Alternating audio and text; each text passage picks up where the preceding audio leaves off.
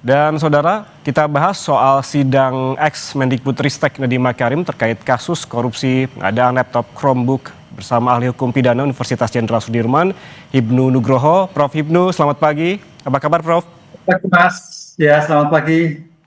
Prof, kalau kita melihat dari sidang Nadiem Makarim ini 2 kali ditunda begitu dengan alasan sakit dan rencananya hari ini sidang dakwaan sekaligus juga eksepsi. Apakah skema seperti ini wajar dalam persidangan?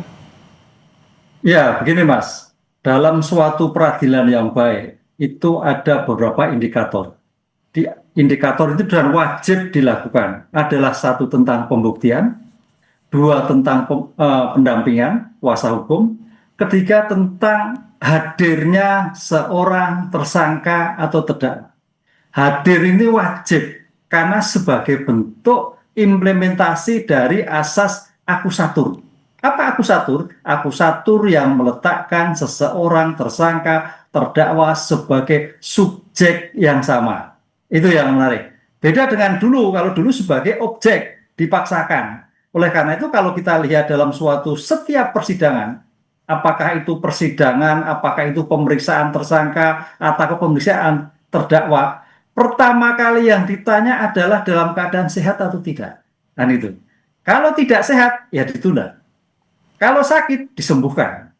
Ini prinsip suatu peradilan yang baik. Karena peradilan yang baik itu suatu peradilan yang terkait dengan mendengar tersangka, mendengar seseorang sebagai objektivitas terhadap apa yang didakwakan, apa yang diperiksa.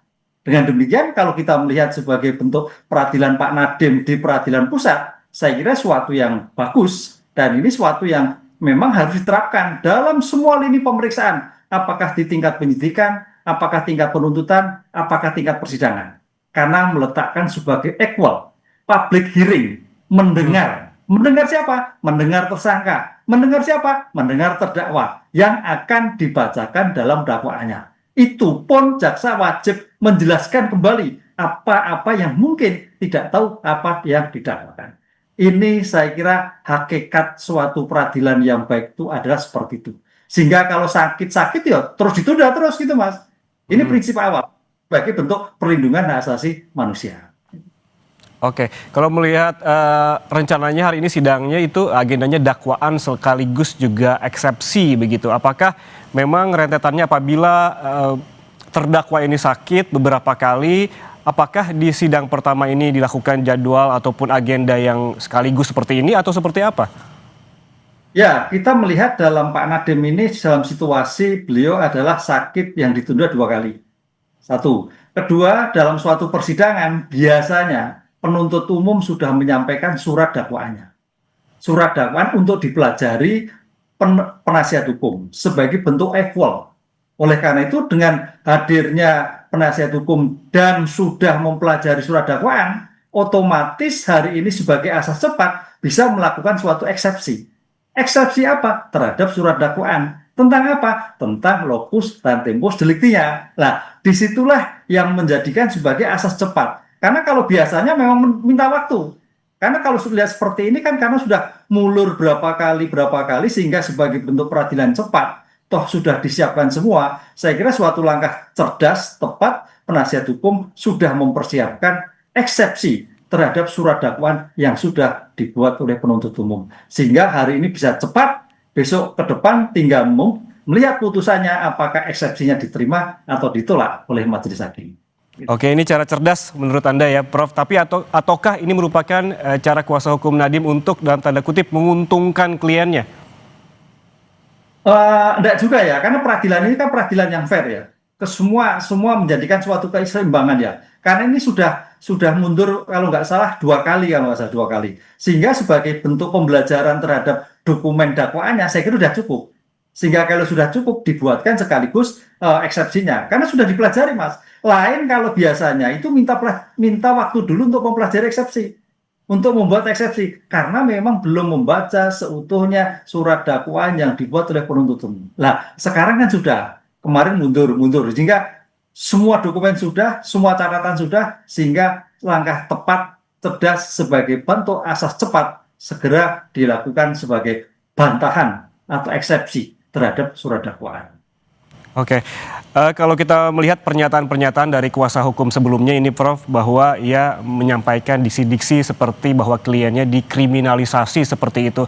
Dan ini bukan kali pertama gitu, ketika memang dalam beberapa kesempatan menyebutkan hal ini begitu. Apakah kata-kata ini memang bisa berpengaruh nanti di persidangan atau seperti apa? Ya, dalam hal peradilan pidana, bicara hukum adalah bicara bukti. Bicara bukti, bagaimana bukti-bukti yang dilakukan oleh penuntut umum, bagaimana bukti-bukti yang untuk menyanggah yang dilakukan oleh penasihat hukum. Ini suatu sebagai equal. Dan kita harus melihat ya, dalam suatu persidangan ini, pandangan penasihat hukum itu adalah objektif yang subjektif, kan itu. Objektif hukumnya, subjektif mewakili kepentingan kliennya. Lain dengan jaksa.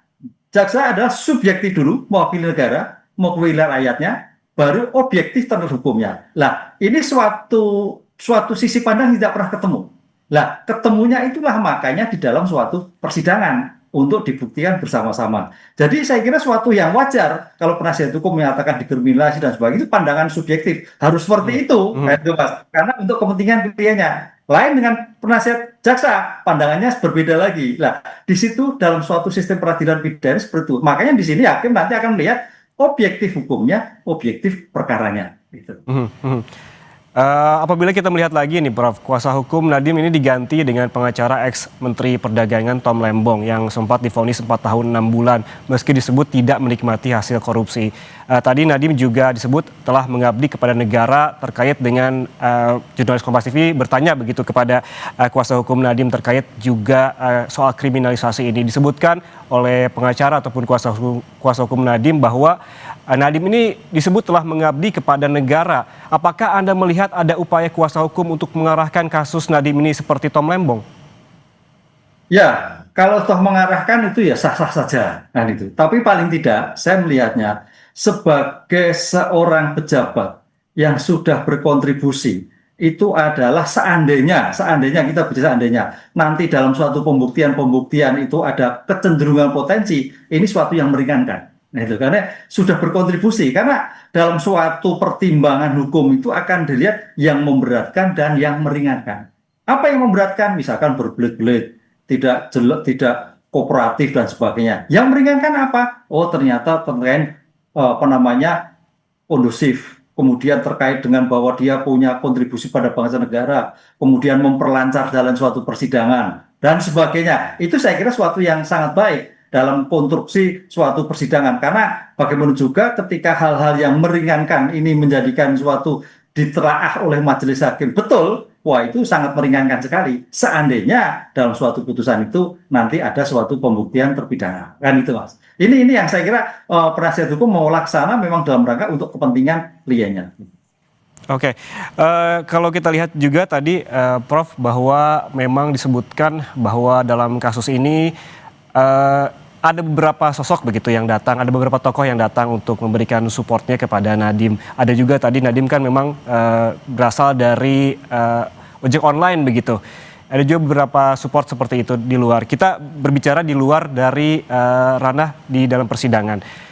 Hal-hal seperti ini, dukungan-dukungan seperti ini apakah memang juga penting? Kita melihat apabila membandingkan lagi dengan kasusnya Tom Lembong, kita lihat di persidangan ada Anies Baswedan dan dukungan-dukungan seperti itu. Apakah ini penting, Prof, terkait dengan persidangan bagi seorang terdakwa? Ya, dalam suatu persidangan ada melihat ada non-hukum dan hukum. Tadi sudah disampaikan. Saya kira itu suatu penting ya, karena untuk menjadikan ketegaran seseorang. Yang tadinya mungkin tanda petik nervous, ini berani menjelaskan, berani mengungkapkan seobjek-objeknya. Ini penting, karena jangan sampai namanya suatu korupsi itu biasanya ada relasi kuasa. Kalau memang terjadi relasi kuasa, Pak Nadiem bisa menjelaskan, oh ini loh perintah A, oh ini loh perintah B. Ketegaran dalam suatu persidangan itu penting. Makanya tadi saya katakan, sebagai asas akusatur yang meletakkan sebagai subjek yang sama, dukungan-dukungan masyarakat, dukungan-dukungan kelompok itu sangat penting, paling tidak untuk mentegarkan seseorang yang sedang diperiksa. Kalau bicara hukum, bicara bukti, nanti bukti. Tapi itu suatu pendekatan psikologis saya kira luar biasa, karena artinya tidak sendiri, dukungan penuh oleh masyarakat. Begitu. Ini juga akan menimbulkan persepsi publik kah, Prof? Kita melihat bahwa di kasusnya Tom Lembong, bahwa beberapa kali ada statement-statement bahwa ini kriminalisasi dan lain-lain. Kita berkaca atau membandingkan hal itu, apakah ini akan juga terjadi persepsi publik karena ada tokoh-tokoh yang hadir ataupun tiba di persidangan? Ya, saya kira nanti kalau Pak Tom Lembong itu kan tergantung presiden ya. Makanya nanti ini kan presiden juga melihat ya. Melihat sebetulnya ini konstruksinya masalah hukum atau masalah non hukum kan itu. Bagaimana dukungan-dukungan yang terjadi. Karena kalau Pak Tom Lembong itu kan abolisi kewenangan presiden. Memang presiden memotret. Nah, sekarang itu kan potret. Karena Baik, style-stylenya ada baik. potret Prof. yang Ibnu, terjadi.